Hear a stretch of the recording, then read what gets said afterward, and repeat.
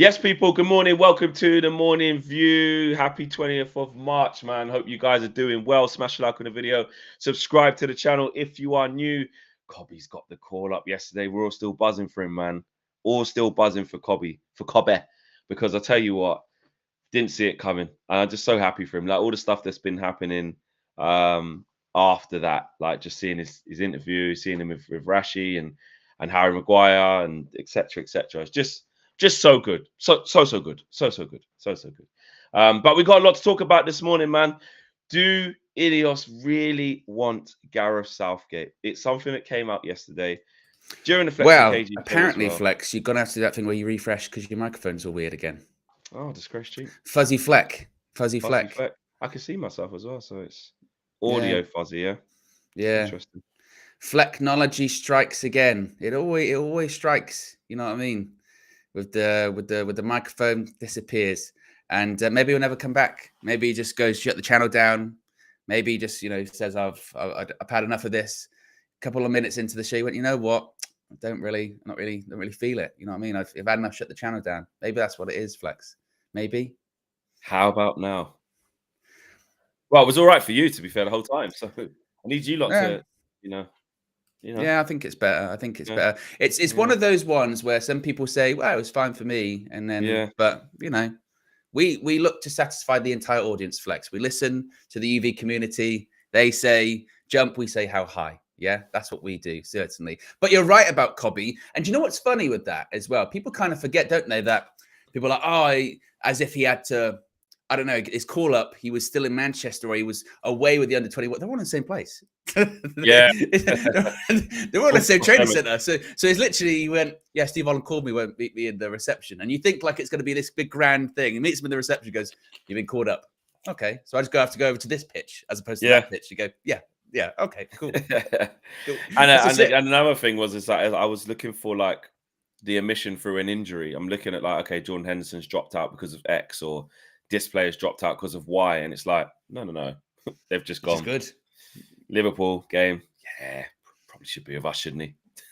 Well, it's like we said the other day, isn't it? We looked at the under 21 squad the last time they played and we sort of looked at Cobby involved in that. We went, he's too good for that. Like, no disrespect to those other players. We went, nah, he's too good for those kind of players. Yeah. There's just a sort of a level above. And he was very unfortunate not to make it in the first place. If anything, the only reason he didn't make it, I think Southgate did say, didn't he, is because he was almost too young and he hadn't played enough games. And it's like, well, no. Now it's like he's starting every single game at Man United, biggest club in the country. Like, exactly. With so much pressure in the biggest games as well. And there are some neutral fans that are sort of saying, what about Lewis Miley? He was 17 years old playing for Newcastle. What about Ross Barkley? He deserves it. He should be in there. And there's someone else young as well. Someone said to me, and I said, listen, there's different levels at Man United playing game in, game out with the pressure. And the way he plays, like them players weren't playing like that. Ross Barkley's done well, but mate, he's had 3 or 4 years off where he didn't even play football. Now he's at Luton in relegation battle. He should play. No. There's levels. Exactly. But listen, we got to talk about some other stuff. We will talk a little bit about Cobby later on, maybe. But a lot. A lot. Do INEOS really want Gareth Southgate? We're going to talk about that. Garnacho's Real Madrid dream. Interesting. Let's talk about that. Sancho's Dortmund loan and the Varane latest as well. Fabrizio Romano had an update on the Ghost of Rafe the Phantom yesterday. So yes, Owen, straight off, like what? This Southgate thing. Southgate thing. Exactly. So it started off yesterday from an article from the Daily Star, which, as in terms of a sort of credible outlet, not very much, but it did get a lot of traction. So much so that I actually got traction from Mark Ogden from ESPN, which did make people's ears prick up a little bit more than maybe a Daily Star article would. And here is sort of the crux of it. So it says that multiple sources have told ESPN that Gareth Southgate has significant support within the new INEOS-led hierarchy at Manchester United to succeed Erik ten Hag as the manager if, it's a big if, the Dutchman loses his job at the end of the season. But if he sticks around for 2 more years with England, he might just end the country 60-year wait for World Cup glory. Wouldn't hold your breath, Mark. Carry on, though. He says that sources told ESPN that Ten Hag still has much to do to convince INEOS, led by United's new minority owner, Sir Jim Ratcliffe, that he is the man to take the club forward, that both Sir Dave Brailsford, INEOS Director of Sport, and a senior player in the new Old Trafford regime, and incoming Director of Football Dan Ashworth, regard Southgate as the favoured candidate to step into any managerial vacancy this summer. Finally, they say that sources have also said that the English FA wants Southgate to stay on until the World Cup, regardless of what happens this summer. But the man himself remains undecided. The interest from United may yet force Southgate to decide one way or the other, and long before England fly out to Germany. So I mentioned yesterday, Flex, I did the morning show yesterday, and I said, I'm very curious. I'm very curious as to what it's going to be. And what I mean by what is the media narrative, because there's always one.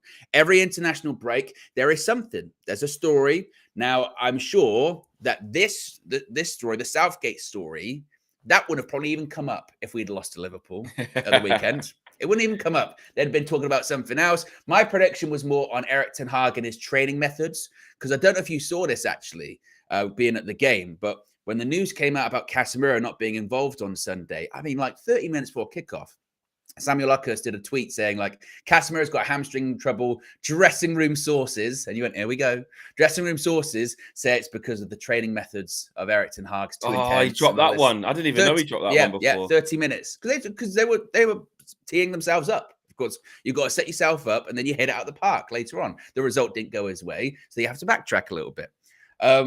So I was wondering, I was curious, and I wish I wasn't now. I wish I wasn't curious about it. You know what the problem is, Flex, as well, yeah? Is your immediate reaction is you go, what time is it? How quickly are we in the show? 7 minutes. You go, bullshit, right? You go, bullshit. No way, Gareth Southgate, are you taking the piss? And then as the day goes on, and you start looking at things, you go, Dan Ashworth worked with him in the past. You go, Sir Jim likes him. Sir Dave Brailsford, you know, they like him. And they know him. And then Cobby got called up, and I went, fuck's sake. I said that in the Flex and KG show. So he said, stop thinking like that. But I don't think there's anything in it. I don't. I just think it's a case of the media got to come up with something, not only for United, but for England as well, because before every major tournament, they come up with something. There's always a story that they got to do, because England can't win any tournament, Flex, ever. Heaven forbid, especially if we're like one of the favourites. Got to find something to stir stuff up every single time. And we wouldn't want to put ourselves, I mean, could you see a scenario? I mean, one of the most famous or infamous instances of something like this is Lopetegui, right? I think it was was it 2016? Or was it the World Cup 2018? It might have been 2018 World Cup, where he was the Spain coach at the time, wasn't he? And then just before a tournament, it was like, he's going to Real Madrid. And everyone went, what? Yeah, he's going to Real Madrid? How? What? Yeah. And then they got rid of him anyway. And it was just a disaster. And then also, then the time he came in at Madrid, everyone was like, screw this guy, screwed over your country and all that kind of stuff. I just don't see anything in it. Do you? Thoughts? I think that INEOS would look at him. Oh, and by the way, on top of that, he's shit. let alone like, oh, you know, with Eric or whatever, he ain't good. He's not the right man. He's not the right man for England, let alone Manchester United. Well, and Owen, for all of this talk, I mean, you should see that article. Yeah, I mean, that's just the big pics out of it. But some of it that was written about him in there. Oh, he's generated this golden generation. Has he? Is he the one that, you know, brought through, I don't know, Phil Foden, Jude Bellingham, Harry Kane? That's all Gareth Southgate's doing, apparently. International football, yeah. I mean, you can put things in place, but it's cyclical. It's about luck. He's got a good generation. And I tell you now, why are we looking at his achievements when he hasn't done anything? He hasn't done anything. What's he done, Flex? He got to a semi-final of our easiest route to a semi-final in decades in Russia. When it comes to the next year, Euro 2020, it was in 2021. It's essentially a home tournament. We played at Wembley apart from one game. We had, again, an easy run, and we lost in the final at home after going 1-0 up against Italy. They didn't qualify for the World Cup before. They didn't qualify for the World Cup after. Why? Because they're rubbish. We struggled through that tournament as well. Then at the World Cup in Qatar, as soon as we go up against a good team, France, we lose. Because that's what we do. So it's his fault. Harry Kane blazed the penalty over the bar. Every time, what is his fault is every time we go up against a half-decent team in a pressure situation, we lose. Oh, let's get the most high-profile pressure job in the world. Let's give it to him then. Isn't that been the DNA? Isn't that been the DNA of England since '66? No managers managed to get England to overcome those mental barriers, have they? Last time I checked. No, nor is he. So why is he being credited for doing it? He's been credited for taking this England further and closer to winning than any other manager has since '66. Because he should. Look at his team flex. But what about the golden generation when we had Lampard, Gerrard, Scholes, Rooney, Owen? That was Rio, Terry. Yeah, and then look at Ashley the Cole, and even Gary Neville. I agree. And they should have done better there. I'm not disagreeing that Southgate's done a good job in sort of uniting people. They like going on international duty. Okay, great. Are they winning anything?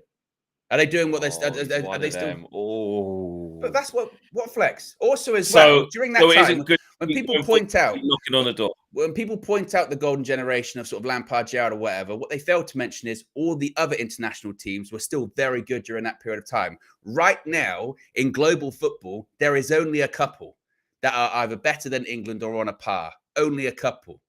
Brazil, right? And those and Argentina / France or even Argentina. I know they won the World Cup. But if you look at Argentina, player for player, best player in the world ever. Yeah, okay, but you look at player for player. Look at player for player. Yeah, but he was the difference maker, though. That's what I'm saying. He was the difference maker. I agree. Even against France, look at France's squad. You got to tell you what, player for player. But Messi said, no, not today. Sorry. I know. I don't disagree with that. We should have done better. We should have done better. He's not that. So are you saying? So by this logic, if Man United have not been close to winning a title for 10 years, right? If Eric starts knocking on the door but just can't do it, but in the last couple of seasons he's banging on the door, we're nearly there. You're like, no, why are we celebrating him? Get rid of him. He hasn't done it. Why are we celebrating him? No, because again, this is the crazy thing with that. So you go, right, we're knocking on the door, we can't win anything. Let's get in the guy that's won. All right, nothing. New direction. And squad, good with young players. And we're assuming that international football is exactly the same as club football. What's he done in club football? He got relegated with Middlesbrough a long time ago. A long time ago. That's the key. He's learned a lot since then. Why can't you change? Yeah, how to win things. So let me ask you this then. Because I did ask you this actually. I asked you before, I think it was a couple of weeks ago now. I said, Owen. I said I didn't want to talk about it. Yeah, and you said you didn't want to talk about it. But I said, well, you have to. You can't just throw a strop. You have to talk about this. And now we have to talk about this. This is actually news. So now it's not even a hypothetical. According to you, obviously, England should be winning stuff, right? Fair enough. So if Gareth Southgate wins, necessarily winning stuff. I'm not. This is the key. So what should we be doing then? Not necessarily winning stuff. What I'm saying is, all the rest of the boxes apart from win. What I'm saying is in these pressure moments where he's got the opportunity. Like, I'm not saying England have to win the World Cup or anything like that. I'm looking at how the circumstances presented themselves in these recent tournaments. The circumstances presented themselves with the best opportunities win. If we got to the final and we played like France or Brazil or whatever big team you can think of, you would go, well, fair enough. I mean, these are incredible semis against France. It was hard. Sorry, quarters. Quarterfinal. Yeah, but England always get to quarterfinals and lose. That's no it's different. hard against France. That's no different. All right, park that one to one side. Can France beat anyone in the world? Can France beat anyone in the world? Yeah, all right, park that one to one side. Okay, fair enough. Italy in the final. At home. At Wembley. Young players never been there before. These young players never been there before. No, don't even start it. Don't even start that. Don't say we're not been there before because it's the exact same game against Croatia. We went 1-0 up after like a minute or two. Yeah, and the same thing happens. From the manager mentality freeze as well. What substitutions did you do? It's the same when we had Sven, Capello, Venables. And where are they now? Yeah, they got rid of them. Okay, try someone else. With serial winners. We were serial failures. And this is Man United with serial winners. We're talking about that. Owen, have you seen that? Have you seen that and said? Okay, answer me this. Have you seen that and gone? That's a Man United manager. Yes. I want that bottleness at Old Trafford. Yes, please. Thank you very much. Owen, I want that. And if he's getting the job, because the people like him in the dressing room, right? Where's the difference with Ollie? Because that was his thing. The dressing room likes him. He unites people. He makes it a fun place to be. Until it's not a fun place to be. Why? Because you don't win. because it's about winning over and over and over again. And imagine they got rid of Erik ten Hag because they say, we don't think he's the right guy to win stuff. And they bring in a guy that's won nothing ever. And his obsession, and one thing we could have though, if he's at United, we can play 7 right backs in the first 11. Let's do that because he's got this like affinity for playing right backs over and over and over again. He thinks he's Pep Guardiola as well. He thinks he is. Gareth Southgate thinks he's Pep Guardiola. Yes. Okay, tell me how. Because that's how he tries to get England to play. And after the game, you ask him about it, and he goes, "Oh, pass the ball around a bit," and that. You go, "No, come on." Oh, we can't ask you a question. I don't want him at Man United. No, I know. I just ask you a question. I'm not going to ask that. If Gareth Southgate wins the Euros coming up, yeah, would it be A, because he's lucky because he's got a good team? Or would it be B, he's knocked on a door and he's finally managed to get this team to get over the line? And he deserves his praise. It would depend on the circumstances. And that's not But not just winning it, not just winning the first week of 96. There's got to be caveats. You can't just give him his flowers. Well, yeah, because context is king. Context is really important. If it's a match flex, yeah, where in like the final, we go like 1-0 down and he's got to change or we go into the final and he changes tactics or mid-game management, he does something. You go, tell you what, Gareth Southgate, you pulled a blinder or getting through to the final. That's important. That's important. Owen. So if he does that, versus, I tell you what, we had, I don't know, Portugal in the final and we just won 2-0. Easy. You're going to go, that's just the players. No. That's what I said. Depends on the game. No, it has to be dramatic. He has to do some tactical changes. Why can't he pick the team and the team went out and won? You are missing my point. You are missing my point. You're missing my point there, Flex, because it could be he picks a team and he picks a team in a certain way. You go, brilliant, did that. Or certain way he lines up that day, he changed it for that game. You go, oh, brilliant. Or the way he lines through the whole tournament. Yeah, and then the way he selects the penalty takers. I'll go, fair enough. He got that. The way he selects the penalty takers, they might miss. What do you mean? Yeah, because that's his job. His job is to pick the team. His job is to pick the penalty takers. You just don't want that. This is where the line. What have I said wrong there? What have I said wrong there? You're basically saying, right? And listen, the stuff about him not being good, he hasn't won anything. Why has he come to make cool? But now I'm giving you the conditions whereby he could win the Euros, and you're searching for things whereby you might not give him as much credit. Not at all. I'm looking for things where I'd give him extra credit since 1966. Of course, I give him credit for that. You're saying, but maybe. Well, if he chooses the penalty takers right, or if he does this tactically in the second half, why can't he just pick the team? And there was a deflected goal and it went in, but we won the Euros. Why would he not deserve praise? That's not what I said at all, is it? That's not what I said at all. What I said is, if there was a deflected goal and it went in off someone's ass and someone done an Axel Disasi like the other day, that's how we won the Euros in the final. You can say, well, Gareth Southgate, I tell you what, I just got lucky. No, because I would still then say you've got the rest of the game. How are you going to manage the rest of the game? Of course, I would give him credit if he won the Euros. Of course, I would give him credit. Would you like him at Man United then because he won something? No, because again, I don't think he's the right man to handle that pressure. I don't think so. Again, club football's totally that's international football. You're with the squad, whatever he wants, every 3 months, 2 months, day to day, constant. You could make an argument that with the media pressure that comes with England, that might help him at Man United. But I tell you now, Flex, the media pressure for Man United is way bigger than England. Telling me now, Fleck. Massive. But he's just not the right guy, and it's a load of bullshit story anyway. I'm sick of it. So there's no truth. So there's no truth in this. You don't think INEOS do actually like him? My concern Potter. My concern is I do think there is an element of truth in it as well. And actually, I think that it's very dangerous by INEOS because I think that you saw yesterday with that podcast interview that Sir Jim did, and whenever Sir Jim's talked recently, everyone's been sort of really liking what he said. And I think already he's actually built up quite a bit of credit with some of the United fans. I mean, it's like, we'll wait and see. Let's see what you actually do as opposed to what you just say. But still, I think people are looking at it going, I tell you what, he said, build a new stadium. He said about the structure yesterday, best in class, this, that, and the other. Honestly, Flex, if it came out that he's like going to hire Gareth Southgate, you have to get behind him, no? That good faith would just evacuate straight away. It'd be like, that's a big risk, Jim. That's what Gareth starts doing good. Then what are you going to say? If Gareth Southgate became Man United manager and did well, I'd hold my hands up and say I'm wrong. I've got no problem doing that, but I don't think I will be in that situation. I've seen enough, Flex. I don't want to be England manager, let alone my club. I don't even like international football that much. Whenever international football comes up, I go, I can't stand it. Apart from there's a tournament because you can get into that. But every week, every day. Why have we got into the last few tournaments? Because we've believed. Because the team's better. Because we're doing well. We got in the tournaments. We should always get in a tournament. No, I said, why have we believed in the actual when they've come around? You know, the fever sweeps over the country. We're all excited. We all, want us to do well because we believe that this team is capable. Yeah. And what happened? Yeah, we haven't got over the line like we haven't since '66, mate. In your lifetime of England being good? No. Not in my time, not in our lifetime. Not really. But is that again? Are you saying now they are? Are you saying that's Gareth Southgate's responsibility that he's made England good? I'm just saying. Do you not think if we had a better coach in the national team right now, would we have won a couple of those finals? Well, I don't know. We won't know, do we? No, tell me your opinion.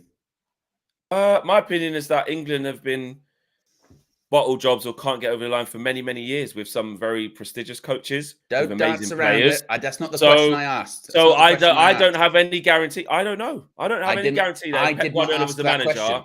If Pep Guardiola was the manager, Harry flipping, I was going to say Harry Pinero then.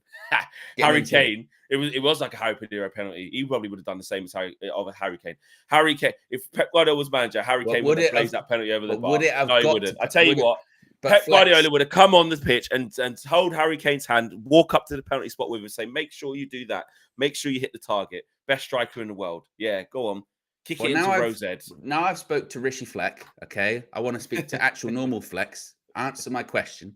If we had a different coach, a better coach in the national team, would we have won that semi-final against Croatia? Would we have won that final against Italy? I don't even want to talk about the France game. Fair enough. You can talk about the penalty. But even so, you say if we got a better coach, actually, France were probably the better team that day, but we probably would have played a bit better. But those two big games there, the semi-final and the final, if we had a better coach, would we have won that game? Particularly after going 1-0 up. There's a lot of hypotheticals. You're asking for a team who have also not proven it to you. Okay, the manager hasn't, but neither has the players. Neither of the players before that. If you haven't won anything in 1966, how can you base it off of one guy's not good enough? It's an institutional thing. Since 1966, England have been shit with some of the best ever players to play the game. With the golden generation, we got nowhere near it. Nowhere near it. Missing penalties, bottling it, bad performances, shit balance with all the good players, best defenders, best attackers ever that have been in the Prem, best midfielders ever in the history of the game. Some of them didn't win anything. So I'm not going to base that off of now it's all one guy's fault then, because we've been shit for years. Players, managers, all of it. What has changed is that actually England have a really good crop of next players coming through, which is why we get excited every time, which is why we believe we can win these things. That's what I would say. Do I want Southgate to come to Man United? Absolutely not. No, I don't. Because he's not good enough. He showed us that he's not good enough. I don't want him to come to Man United. I just want to see what you thought. No.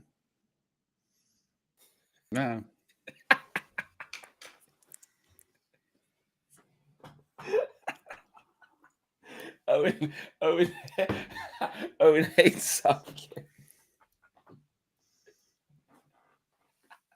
And you know what? I'm really looking forward to the Euros. Me too. I can't wait. Love the Euros. I love the Euros. I'm backing Southgate. I think we can win. Again, and like your point earlier on, of course, if we won the tournament, I'd give him credit for that. Of course I would. My point I was making is that how much you would give him credit for would vary depending on the circumstances. I'll be honest, Owen. If he won the Euros, though, I would just say, listen, fair play. Everyone said you couldn't do it. Everyone said, get rid. Yeah, and we won. I'm telling you now. But if we won, mate. At the same time, you'd be outside your house, mate, flipping with it, jumping up and down. But does it make him a good coach? And this is my point. Hear me out. That's for England. Doesn't mean he should be at Man United. Hear me out. Well, this is going to be my point. Portugal, right? When they won the Euros, their manager, I forget his name at the time, would you label him as a fantastic coach because he won the Euros in Portugal? So my point being is, it's not always like a coaching masterclass or whatever. And that Portugal team wasn't very good. That was a terrible Portugal team. And if anything, the guy should get more credit. It's a terrible Portugal team when he won the Euros. But we don't go around going, he's one of the greatest coaches of all time. Because international football is weird like that. It is. So I would give him credit, certainly, but would it change my opinion? Gareth Southgate's this amazing coach, this amazing manager. I'd be like you. I'd go, mate, England won a trophy in my lifetime. Never thought that was coming. I get to celebrate with my family who've never also seen England win a trophy during their lifetime. Brilliant. Fantastic. That'll be a moment. I'll tell you what, Owen. And I would give him credit for that. You're sounding like the West Ham fans who want Moyes out. Oh yeah, absolutely. That's what you're sounding like. Yeah, when David Moyes. I want better football. He's going to win. I don't give a shit about better football. I don't care about better football. First of all, David Moyes has won something at West Ham as well. No need to shout and swear. I'm just saying you're sounding a little bit ungrateful. And if Gareth Southgate wins this, I'm super ungrateful for Gareth for all he's done for me. If he wins, you should just praise him. There's no caveats. There's no it depends on this. He's the first manager to bring you silverware at international level in your lifetime. He deserves massive praise. If anything, some say maybe not statue, but I'll tell you what, mate, it'd be the most significant thing since Alf Ramsey. So what we saying? Okay, well, yeah, let's get, like I said, let's get the old Portugal manager in. Get him in. See? Get him in. Jurgen Owen. Get the guy that won it with Greece in 2004. What an achievement. Jurgen Owen. See? That's it. They did it with worse squads. So that's what we're. Look at him. Let's get to the super chats. Wilson says, will Pickford be Southgate's first signing or will he bring Henderson for experience? LOL. My heart couldn't take it. Tabrez says, still not over that 4-3 win. Flex, you absolutely cooked AGT on DR Sports. I hope you liked my Norbit joke. I did. That was really funny. Big up the entire UV community. Glory, glory, United View, 100%. I'm still not over it. We're still buzzing. Aminor says, Fleck and Owen, Southgate or Potter as manager. Well, I think it's clear that... Harold says, it is actually lazy journalism to say because INEOS knows him, they want him. They spun the same story with Potter. The maker of magic, Flex, has his troll expression on. LOL. I'm not trolling. I just wanted to see what my friend Owen thought. Flex does this. Flex does this. Flex does this. I know. I was asking these questions. I just want to know what you think. Look, we're doing a show. The sign of a good friend is they know what buttons to push. And look, I'm the ultimate stirrer. So I know it, and I know Flex. What annoys me with Flexer, he'll do this, but then you ask him, and he will be like, he'll dance around. He won't answer the question. You know, politician Fleck. That's what he is. Get him outside number 10. Hold a press conference. General election. Elect Fleck. You know what? I've spoken my mind quite a lot recently. Actually, I've spoken absolute. Yeah, I told you what was going to happen in the game. And look what happened. And look, I'll do it again. You've been liberated. Mike says, morning, gents. Hope you're well. What's your thoughts on the government possible becoming the independent regulator and Southgate can F off? Yeah. What, the government might become the independent regulator of football? Yeah, well, obviously, I stop all of this FFP. I don't know if it's been passed yet, but obviously, there's been a lot of sort of posturing about it, hasn't there? Because clubs within the Premier League have been trying to work out this new deal with the EFL, and that's not gone through. And this independent regulator seemingly is going to be appointed. You've got people from the clubs pushing back on it. It'd be good for football, but as some people have pointed out from the club point of view, there's independent regulators for energy, for water, and look how much those prices have increased. It doesn't feel very regulated, does it, over the last sort of 12 to 18 when you months. privatize things. Exactly. So their point is that, is it going to work? Isn't it going to work? Something needs to be done. I mean, that's probably the easiest way to put it. Yeah. Harold says, if INEOS wants Southgate, colour me silly. Red Devils Down Under said, has gifted 5 memberships, by the way. Big up to Red Devils Down Under, gifting 5 memberships. Big up to you. Really appreciate that. Big up to the beneficiaries of those 5 memberships. Harold says, what is Southgate's football philosophy? Well, his football philosophy is build belief and nearly get there. And then one day you will.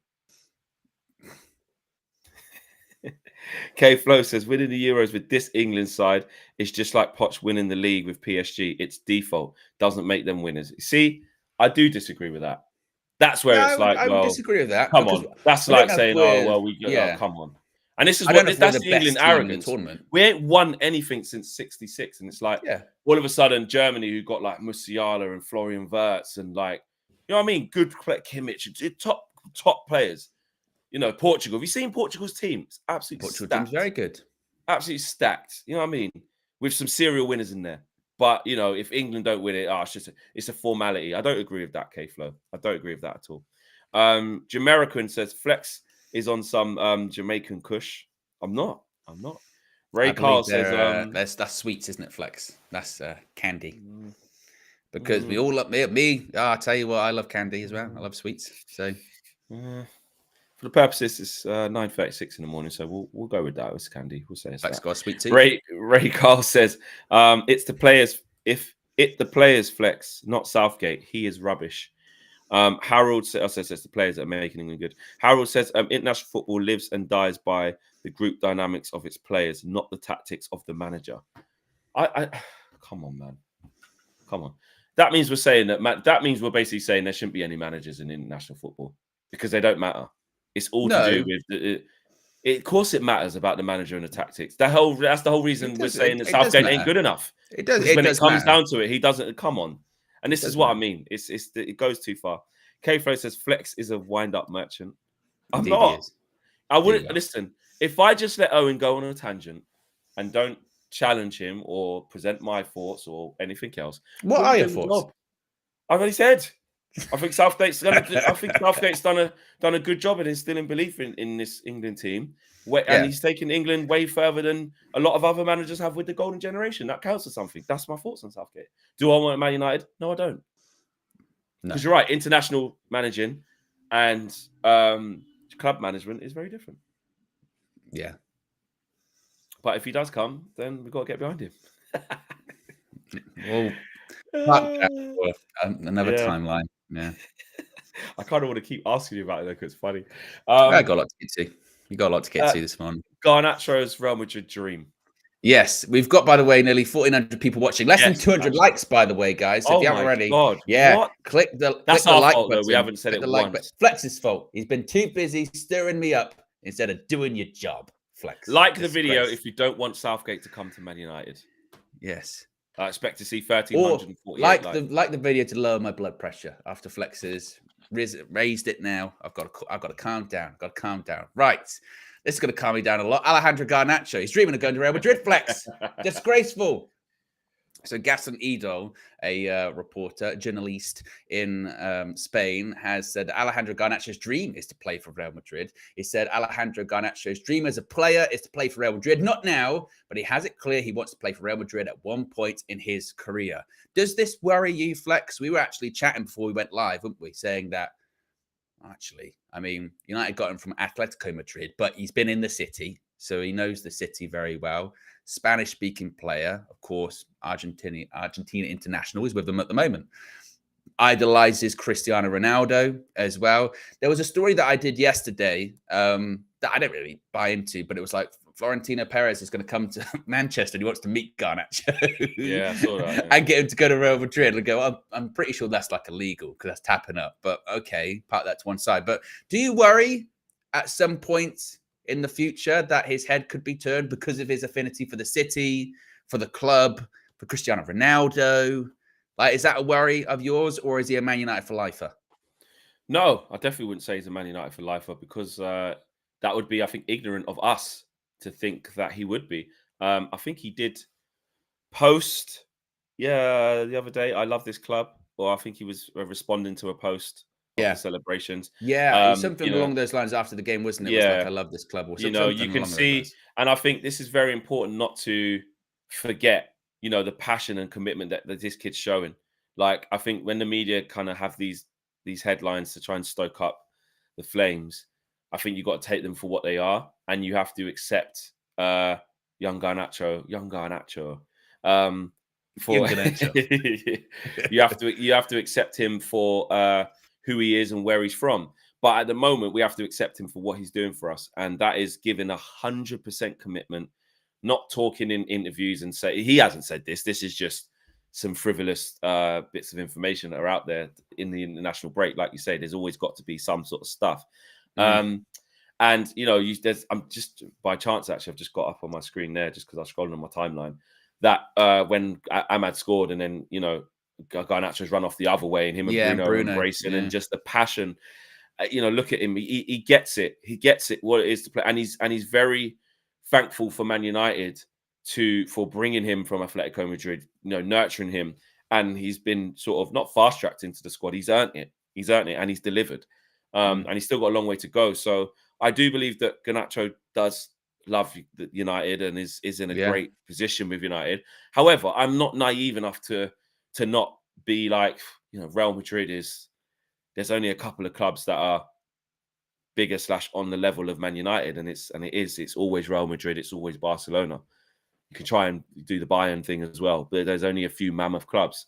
And for players of South American descent, Spanish-speaking players, and he's come from the Atletico Madrid academy, you'd be naive to think that in 3 years' time, 4 years' time, if he's still performing at this level and Real Madrid come knocking, I can't sit here, put my hand on my heart and say, oh no, you would tell them to F off and sign a 6-year deal with Man United and be a one club man. Because you don't know. You don't know. And to be honest, I could, if he gets good enough, because that's another thing, he's so early. The kid's got to be good enough. Like, he's got to show Vinicius levels. He's got to show Rodrigo levels. He's got to show, I'm not saying he has to be as good as Mbappe, but do you know what I mean? He has to show that world-class level. But he wouldn't be attractive. We don't know how he's going to develop. If he does, look, it doesn't feel like he's going to be the next Cristiano Ronaldo. Why not? You can't really say that about anyone. But the way he's started, in terms of like really erratic, but there's something there, got a bit of arrogance. The early signs are like he's got something. Well, let's see. And that's why when I said he's a world-class talent, like he could be a world-class talent, that's what I meant by that. Like, I think he's got the minerals, if he keeps progressing, to be something special. I don't know if that will happen because it depends on so many factors. But he has that bit of aura about him. There's something about him that I think, do you know what? We could be surprised in the 2 or 3 years of how good he might become. I could be completely wrong. It could be like, remember when you thought he would be better than this version and he just isn't? We don't know. But for me, before I hand back to you, I'm not naive enough to think that if Real Madrid come knocking in a few years, he wouldn't be interested. But right now, the kid is 100% committed. You can tell that by his performances. You can tell that by his posts. You can tell that by his development. And we should just enjoy him, man. Just enjoy him. Yeah, I mean, when the story came out yesterday about, again, Perez being like, oh, I'm trying to convince him, I went, it's nothing story, because I didn't really trust the source. I didn't think it was that credible. But as this journalist is saying, not right now, sometime in the future. He's 19. I mean, it could be something like 7 years' time. He's be 26 in like the prime of his career. Then, like you said, that's a long time, like a long, long time. Anything can happen. So I think it's difficult to rule out his head being turned in the future. Right now, he just signed a contract very recently, like within the last year. He's not going anywhere. I mentioned yesterday, I think people play down his ability. I really, really do. I've seen like this sort of desire, mainly from opposition fans, like, oh, he's not that good. He's a pace merchant. He's a speed merchant. He's this, he's that. But what he really is still a teenager. I mean, you look at his improvement in the last 2 years from where he was, has been a lot. A couple of years ago, he's playing in an FA Youth Cup final, scoring goals. Last season, he's just coming off the bench and winning games. This season, he's been one of our most consistent starters in terms of starting games, being available. Ran for 120 minutes on a bad hamstring at the weekend too. My only worry is about him being burnt out. But in games, his decision making might be a bit inconsistent. But that's because at this age, that's exactly what you are. You're inconsistent. I think he's had to deal with a bit from the media as well, because they did it before the game against Liverpool in the embargoed part of the press conference. They brought up once again a couple of years ago. Remember that on pre-season tour? You said you had some attitude problems. You go, oh my God, like get over it. That is in the past. It's 2 years ago. And Ten Hag said himself, he said, when you're a footballer, you have to grow up quicker than maybe you would in sort of a normal sense of life, because the scrutiny, the spotlight. Again, he's a kid still. So I think his ability. He's on streams of bloody speed playing FIFA. Whatever. Exactly. He's a teenager still. So I think that again. I think his ability is only going to improve. I do think at some point Madrid will come calling, just because they always do. Like, because in the same way that if there was a player out there that was playing for some club across Europe and he was a good talent, and you knew he was good talent, but you knew he was like a big Man United fan, eventually you come calling because you pull on the heartstrings, don't you? Like, that's what happens. So I think at some point in the future, Madrid will come calling, but it's just a case of how secure is his spot in Man United at that time? How well are Man United doing at that time? How well Real Madrid doing at that time? It might be a case of he's like, no, actually, you know what? My family is actually really settled here in Manchester at this point. I'm going to stick around. So we shall see. I ain't gonna lie though. I do think that, like, I could see him going there. I could. It'd be tough. A bit like Not again, now. a bit like Definitely not now, but a bit like Ronaldo. And it's not exactly the same, but when the time came, Ronaldo was the best player, one of the best players in the world at the time, and it was sort of very clearly, explicitly said, like, "No, I've always wanted to play for Real Madrid, so I'm gonna go." Like, and there's not a lot you can do at that point, is there really? So he might have that dream, as you mentioned, in 3 or 4 years' time. Real Madrid might not even be interested. They'll be like, actually, you know what? Probably you're not actually that good enough. Or it might be a case of he's overwhelmingly good enough. We've got to do everything to keep him. But Well, Ray Carl says, for me, with Garnacho, win games and trophies with United, then we can sell him to Madrid for over 100 million when he wants to go. Smiley face. International says, give the chance. Ahmad can do what Garnacho's doing. Given the chance, Ahmad can do what Garnacho's doing. And Team Nathan says, could this be a great play from INEOS?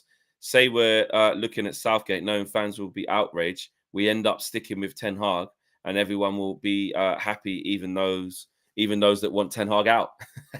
I mean, would they think that it'd be incredible 4D chess, wouldn't it? It'd be incredible 4D chess.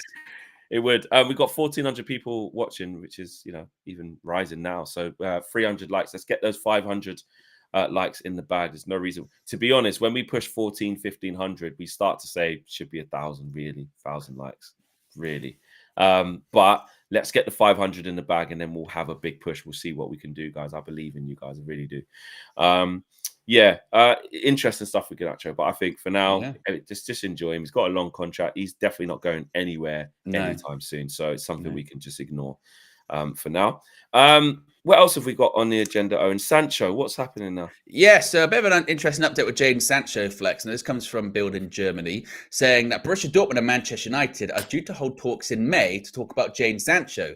The most likely scenario would be another loan this coming summer. Now, when it comes to this, Flex, can you see United agreeing to another loan? I mean, with all of the business we've got to do in the summer and the fundraising, if you will, that INEOS are going to be trying by selling players and FFP, PSR, and those rules are kind of changing too. Do you think United would even consider him going back out on loan and not getting any significant amount of money for Sancho? Or does Sancho dig his heels and goes, that's the only place I'll go on loan? Do you think that's a bit of a problem we've got on the horizon? Well, this is I've done a couple of Fletcher's views on this, or I think I did a show when I'd done that solo stream the other day. This was a topic, and I said it then.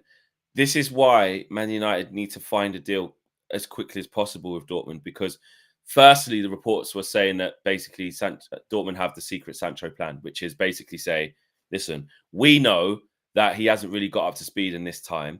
We know he doesn't want to go back there. And we know there's not a whole host of suitors around the world for Jadon Sancho. Yeah. So we know that in the summer, we don't have competition for anyone. And Man United can't have him come back there and just be in the reserves. Because Erik ten Hag's, it's changing it, but I think he's actually probably going to be there now. Before I was like, I think INEOS will change it, but still. Well, yesterday the story was, they'd be willing to offer 30 million quid. And everyone went, that's not that much money. But like you said, now it's Man United have downgraded. To take it. So exactly. So before that, it's like Man United can't really afford to push too strongly. This is where Dortmund are in a better position. And again, we have to, reap the sins of the past. You reap what you sow, because we are now in a situation with that Jadon Sancho problem that we need to find a resolution, and it needs to be a permanent one, and we need the money from it. His value is only going to go down.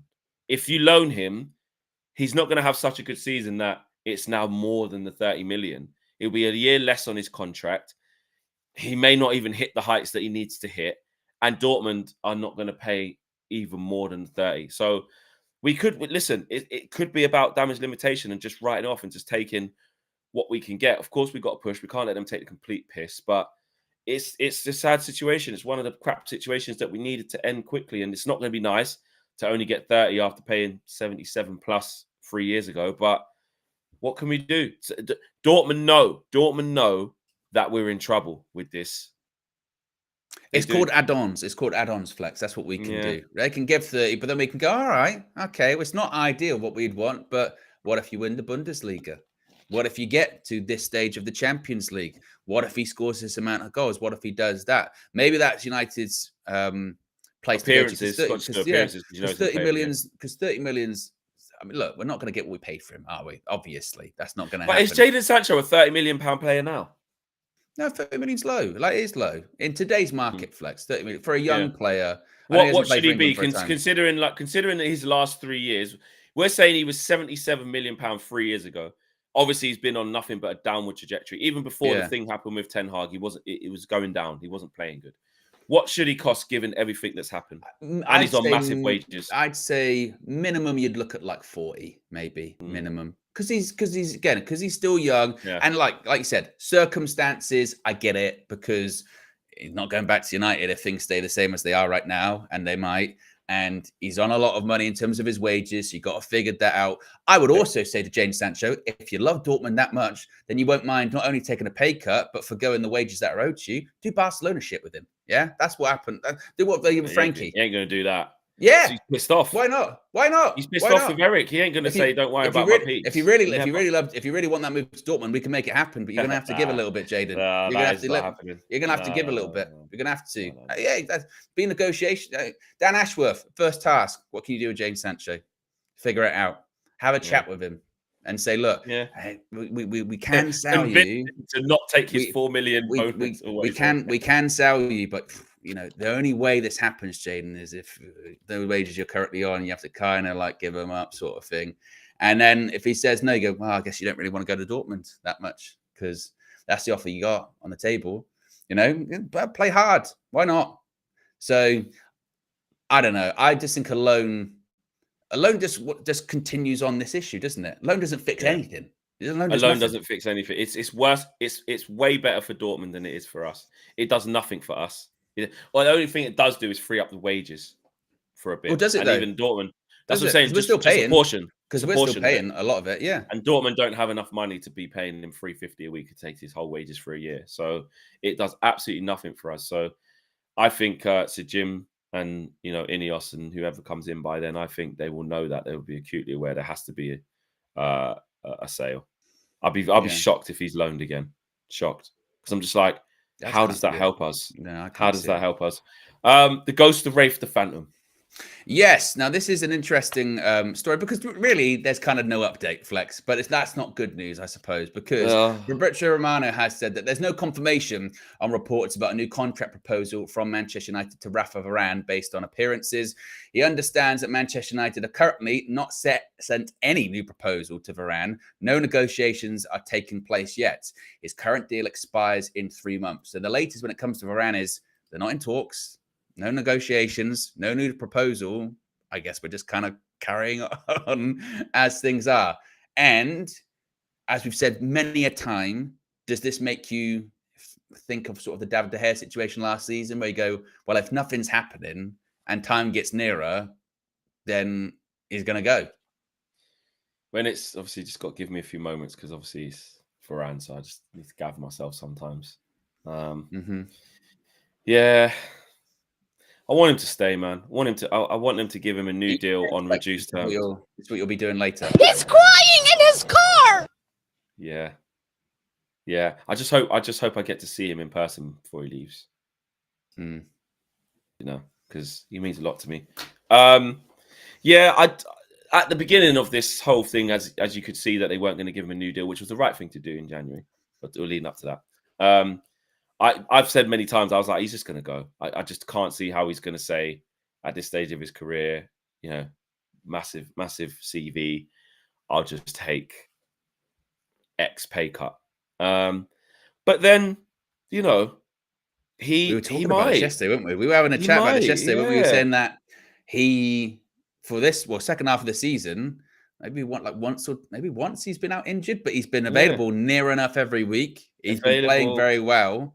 But he's still on a lot of money. And it's just the money. Current circumstances, you're going, okay, so he's available every game now, but we play once a week. And if we're where we want to be, we're not going to be playing once a week. We're going to be playing, 3 games in 7 days like we were last season or something ridiculous, right? Yeah. So can he do that? And we know he can't do that, but is it then worth keeping a player around for over 300k a week that can only play once a week? But the thing is, could he take a pay cut? Could he take a pay cut? Well, now he has to. But now it's gone past the thing of 350 grand a week because that contract's now going to expire at that thing. So it's never going to be that ever again for him. He's only got about 4 months left of that money. You know what I mean? It's not Yeah, going to be that end of June. because so it's going to change because they haven't triggered that deal. So it has to be a new deal. Yeah. So what I would say is that Varane is still good enough. He's still our best defender, hands down. Like, don't get me wrong. Obviously, the whole package of Martinez, of what he brings and passing out from the back, like, we need him. Like, he's amazing. But in terms of out and out defending, knowing what to do and how to do it, it's him. And he's still very valuable to this squad. And next season, if he was there and fit, you'd still probably start him and Martinez. Really, like, yes, you could get a Jean-Claude Todibo or the young up and coming guy who can come in, and he will have to change with Varane anyway because Varane can't do it all, especially if we do get Europe. So that's fine. So and again, that's the problem, isn't it? That's the problem. That's but he's going to be on less now anyway because we've already said we're not giving you that. So if it is 200k a week or 220 a week, like, he's good enough for that. I don't care. Like, he's still good. And actually, he is only 30. It's not like he's like Johnny Evans. He's not 36. Like, he's 30. You can give him a 2+1. You can. But I mean, his fitness issues were so much that at the age of like 29, he retired from international football because he's like, I can't handle it anymore. Like, and that speaks a lot about his sort of, and he's won everything. So why does he have to put himself through that? Well, and then every time he went on international break, he was injured. He came back. Exactly. But then, are we now seeing in a season plagued of injuries for everyone? By the way, are we now seeing that bit could be behind now, and actually, when managed properly, we can get this version out of him for a couple of years because he's still fantastic. He is. Yeah, it's going to be less money now. It will be. The big question isn't it? Is that are you willing, whatever money he wants? Because let's face it, he's got probably a number in his mind that he deems acceptable. Are United happy with having him on that amount of money, knowing he can't play every game?